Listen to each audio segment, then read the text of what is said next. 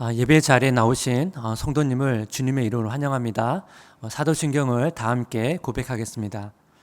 전능하사 천지를 만드신 하나님 아버지를 내가 믿사오며 그 외아들 우리 주 예수 그리스도를 믿사오니 이는 성령으로 잉태하사 동정녀 마리아에게 나시고 본디오 빌라도에게 고난을 받으사 십자가에 못 박혀 죽으시고 장사한 지 사흘 만에 죽은 자 가운데서 다시 살아나시며 하늘에 오르사 전능하신 하나님 우편에 앉아 계시다가 저리로서 산자와 죽은 자를 심판하러 오시리라. 성령을 믿사오며 거룩한 공회와 성도가 서로 교통하는 것과 죄를 사하여 주시는 것과 몸이 다시 사는 것과 영원히 사는 것을 믿사옵나이다. 아멘. 찬송가 310장 하나님께 올려드리겠습니다.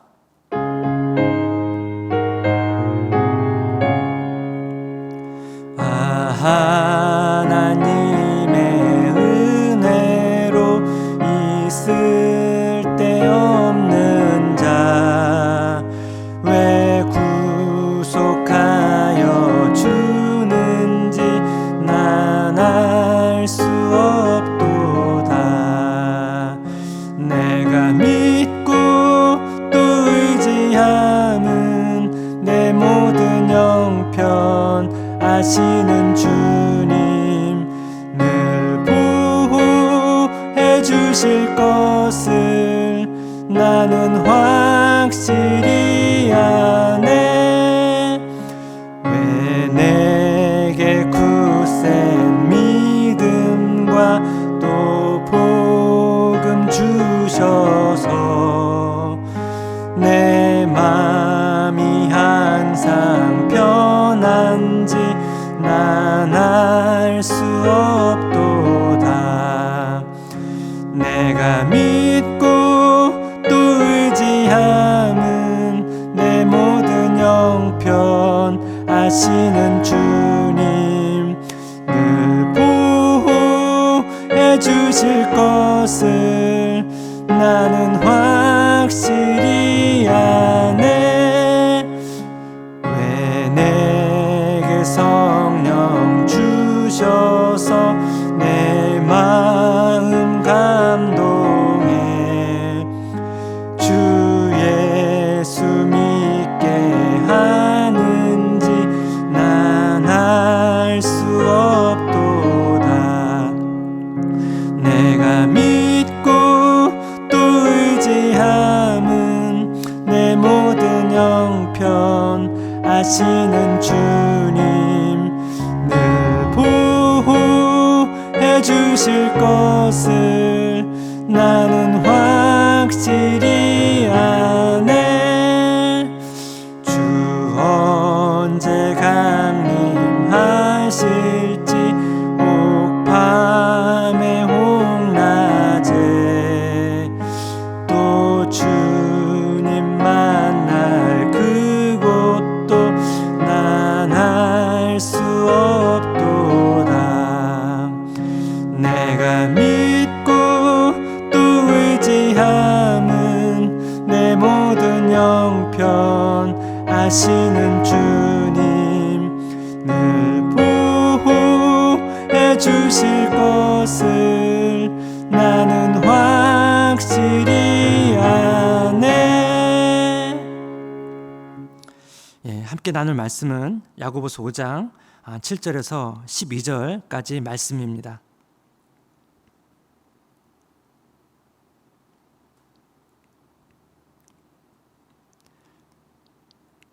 제가 봉독하겠습니다. 그러므로 형제들아 주께서 강림하시기까지 길이 참으라. 보라 농부가 땅에서 나는 귀한 열매를 바라고 길이 참아 이른 비와 늦은 비를 기다리나니 너희도 길이 참고 마음을 굳건하게 하라. 주의 강림이 가까우리라. 형제들아 서로 원망하지 말라. 그리하여야 심판을 면하리라. 보라 심판주가 문 밖에 서 계시니라. 형제들아 주의 이름으로 말한 선지자들을 고난과 오래 참음의 본으로 삼으라. 보라 인내하는 자를 우리가 복되다 하나니 너희가 욥의 인내를 들었고 주께서 주신 결말을 보았거니와 주는 가장 자비하시고 긍휼히 여기시는 이시니라. 내 형제들아 무엇보다도 맹세하지 말지니 하늘로나 땅으로나 아무 다른 것으로도 맹세하지 말고 오직 너희가 그렇다고 생각하는 것은 그렇다 하고 아니라고 생각하는 것은 아니라 하여 정죄 받음을 면하라. 아멘. 야고보서는 서론에서 중요한 주제를 언급하고 이제 본론에서 자세히 풀어서 설명한다고 제가 말씀을 드렸습니다. 야고보는 서론인 1장에서 이 시험의 주제를 다룹니다. 야고보서 1장 2절에서 4절, 내 형제들아 너희가 여러 가지 시험을 당하거든 온전히 기쁘게 여기라. 이는 너희 믿음의 시련이 인내를 만들어내는 줄 너희가 알미라. 인내를 온전히 이루라. 이는 너희로 온전하고 구비하여 조금도 부족함이 없게 하려 함이라. 너희가 여러 가지 시험을 만날 때 인내하고 그 인내를 온전히 완성하라고 말합니다. 이 시험과 인내의 관계를 설명합니다. 이 시험과 인내의 관계는 이 본론인 오늘 본문에서도 적용이 됩니다. 오늘 본문 7절 상반절을 보게 되면 그러므로 형제들아 주께서 강림하시기까지 길을 참으라. 이 길을 참으라 인내를 말하고 있죠. 이 그러므로라는 접속사는 이 앞에 단락과 연결시켜놓은 접속사이기 때문에 오늘 본문의 앞 단락은 시험을 다루는 주제라는 것을 우리가 알 수가 있습니다. 어제 제가 간략히 설명을 드렸는데 야고보서 5장 1절에서 6절은 믿지 않는 부한 자들의 불의로 말미암아 시험 당하고 있는 그리스도인에 대한 내용을 말하고 있습니다.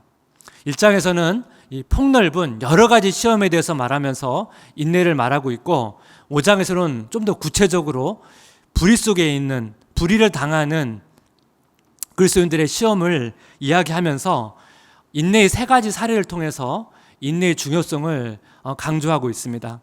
오늘은 이 인내의 세 가지 사례, 농부의 인내와 선지자의 인내와 욥의 인내를 통해서 성경이 말하는 인내가 무엇인지 그 내용을 좀 정리해보자 합니다.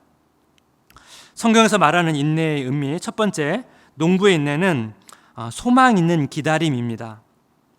야고보서 5장 7절, 그러므로 형제들아 주께서 강림하시기까지 길을 참으라. 보라 농부가 땅에서 나는 귀한 열매를 바라고 길을 참아 이른 비와 늦은 비를 기다리나니. 농부는 땅에서 나는 귀한 열매를 바랍니다. 농부는 풍성한 결실을 소망합니다. 풍성한 결실을 위해서는 비가 필요합니다. 그래서 농부는 이 적절한 때에 내리는 그 비를 기다리는 것입니다. 이스라엘은 이 건기 때에는 비가 내리지 않다가 10월에 이제 비가 내리기 시작합니다. 이 파종하기 위한, 이 씨를 뿌리기 위해 내리는 비입니다. 이것을 이른 비라고 말합니다. 이 씨가 자라서 이제 결실을 하게 되는데 이 4, 5월에 또 이제 비가 내리는데 이 늦은 비라고 말합니다. 이 비는 이제 결실을 위한 비입니다. 농부는 이 결실을 위해서는 이 이른 비와 늦은 비가 다 필요한 것입니다. 이 내용을 우리 신앙생활에 이제 적용해 본다면 우리 신앙생활의 목표는 우리의 변화입니다. 예수님의 인격과 삶을 점점 닮아가는 것입니다. 이 목표는 우리의 소망이 되겠죠. 이 소망을 이루기 위해서 우리가 기다리는 것이 은혜의 담비입니다. 오늘 본문을 보시면 농부는 결실을 기다린다고 말하지 않고 결실을 소망한다고 말하면서 비를 기다린다고 말합니다. 동일하게 우리도 변화를 소망하고요. 그 변화를 소망하면서 기다리고 있는 것은 은혜의 담비입니다. 이 은혜가 변화를 이루는 능력이기 때문에 그렇습니다. 그래서 우리가 아침마다 은혜의 담비가 우리를 젖도록 기도를 하는 것입니다. 그런 의미에서 이 은혜는 소망 있는 기다림이라고 말할 수가 있습니다. 성경은 이 인내하는 자를 되게 축복합니다. 야고보서 5장 11절 상반절을 보면 보라 인내하는 자를 우리가 복되다 하나니. 성경의 다른 본문을 보면 또 인내하는 자의 축복을 말합니다. 마가복음 13장 13절 또 너희가 내 이름으로 말미암아 모든 사람에게 미움을 받을 것이나 끝까지 견디는 자는 구원을 받으리라. 끝까지 견디는 자는 구원을 받을 것이다. 인내하는 자는 구원을 선물로 받을 것이다. 이 하나님의 자녀가 되는 구원은요, 인내가 필요 없고 하나님의 무조건적인 선물입니다. 하지만 하나님의 자녀답게 사는 구원은 하나님의 은혜도 필요하고 인내도 필요합니다. 오늘 본문에서 말하는 구원은 하나님의 자녀답게 사는 구원을 말합니다. 우리는 이것을 이제 성화라고 말하죠. 그래서 성화는 하나님의 은혜 아래서 소망 있는 기다림으로 정의할 수가 있는 것입니다. 성경에서 말하는 인내의 의미 두 번째는 뭐냐면 선지자의 인내입니다. 불의에 대한 저항. 야고보서 5장 10절 말씀, 형제들아 주의 이름으로 말한 선지자들을 고난과 오래 참음의 본으로 삼으라. 선지자는 이 하나님의 말씀을 이스라엘 백성에게 전하는 사람입니다. 이 선지자가 전한 내용은 이스라엘 지도자나 그 백성들에게 이렇게 듣기 좋은 말은 아니었습니다. 그래서 선지자가 하나님의 말씀을 전할 때 이 선지자는 지도자나 백성들로부터 핍박을 받았습니다. 그렇기 때문에 이 선지자의 인내는 그냥 수동적인 인내는 아닙니다. 왜냐하면 불의에 대해서 불의라고 말한 것입니다. 하나님 앞에서 죄라고 고발한 것이기 때문에 그렇습니다. 이러한 이야기 때문에 선지자는 고난을 당하고 인내를 해야 했습니다. 우리가 인내를 떠올릴 때 인내는 우리가 입을 다물고 참는 것으로 우리가 오해할 수가 있습니다. 인내는 그런 것이 아니고 하나님 앞에서 불의에 대해서 방법은 다양하지만 저항하는 것입니다. 오래전 베스트셀러였는데 마이클 샌델 교수의 정의란 무엇인가라는 책을 보게 되면 2004년도에 미국에서 발생한 이 허리케인으로 인한 재난의 사례로 이야기를 시작합니다. 이 허리케인으로 인해서 여러 사람이 죽고 많은 재산 손실이 있었습니다. 사실 우리나라도 이 큰 규모의 태풍이 대륙을 지나가면 큰 이 재산 손실을 겪습니다. 이 재난을 당한 사람들의 고통이 얼마나 컸겠습니까? 근데 문제는 또 다른 곳에 더 큰 문제가 있었습니다. 이 재난을 당한 사람들이 이 재난 복구를 해야 되고 또 다시 일상의 삶들을 살아야 되는데 이 여름에 전기가 끊기고 에어컨을 틀 수 없다 보니까 얼마나 덥겠습니까? 그 당시 2달러 하던 이 얼음 주머니가 10달러에 팔렸습니다. 5배나 비싸게 팔렸습니다. 이 허리케인으로 인해서 나무가 이 지붕을 덮쳐서 이 나무 두 그루를 치우는 비용이 23,000달러. 지금 환율로 계산해 보면 2,600만 원입니다. 나무 두 그루를 치우는데 2,600만 원. 사실 우리가 상식적으로 이해하기 힘든 비용입니다. 이 허리케인 때문에 사실 굉장히 힘든 상황인데 이때 이제 큰 돈을 벌겠다는 사람들로 인해서 더 큰 어려움이 찾아온 것입니다. 이것으로 인해서 이 폭리를 막기 위한 법을 만드는 과정에서 이 법을 만들어야 될지 만들지 말아야 될지에 대해서 논쟁이 벌어졌습니다. 이 마이클 샌델 교수가 이런 상황에서 이 문제를 가지고 이 정의라는 주제를 꺼냅니다. 오늘 본문의 배경인 이 대지주, 이제 많은 땅을 가지고 있는 사람으로의 불의로 인한 이 고통당하는 사람들, 이 재난의 때에 돈을 벌겠다는 사람들로 인해서 고통받는 사람들. 사실 오늘날 이게 주위를 돌아보면 최근에 이 보이시피싱이나 여러 가지 되게 억울하게 고통받는 사람들의 이야기를 우리는 듣습니다. 그리스도인들이 이런 상황에서 어떻게 대처해야 하는가? 성경은 이런 상황에서 무조건 참으라고만 말하지는 않습니다. 그리스도인들은 이 불의를 개선하기 위한 법이나 제도를 만들기 위해서 노력을 해야 됩니다. 그러나 이 개선되기까지는 시간이 걸리고 또 개선이 된다 할지라도 이 땅에서의 불의가 완전히 사라지지는 않습니다. 주님이 다시 오실 때 모든 불의가 다 사라지게 될 것입니다. 그렇기 때문에 우리는 이 땅에서 인내가 필요한 것입니다. 성경에서 말하는 인내의 의미 세 번째, 욥의 인내입니다. 우리의 인내와 하나님의 인내, 이 두 가지를 보여줍니다. 이 11절을 보게 되면 욥의 인내에 대해서 말하는데, 사실 욥의 인내는 우리가 좀 고민할 지점이 좀 있습니다. 욥에게 자기도 알 수 없는 엄청난 재난이 닥쳤습니다. 욥은 처음에는 잘 인내를 하다가 시간이 지날수록 잘 인내를 하지 못합니다. 욥은 하나님께 불평을 하고 자기 인생을 저주하고 자기가 태어나지 않았으면 좋았을 것이라고 자기의 정체성까지 부인합니다. 이게 욥기를 읽다 보면 이렇게 혼란이 옵니다. 근데 성경은 욥이 인내를 한 사람으로 묘사를 하고 있습니다. 그렇다면 우리가 어디까지 인내를 해야 인내를 잘한 것입니까? 그 경계는 또 무엇입니까? 이 질문에 대해서 우리는 무엇이라고 대답을 해야 합니까? 오늘 본문을 이렇게 자세히 보시면 오늘 본문에서 중요한 교훈을 주고 있습니다. 야고보서 5장 11절을 보겠습니다.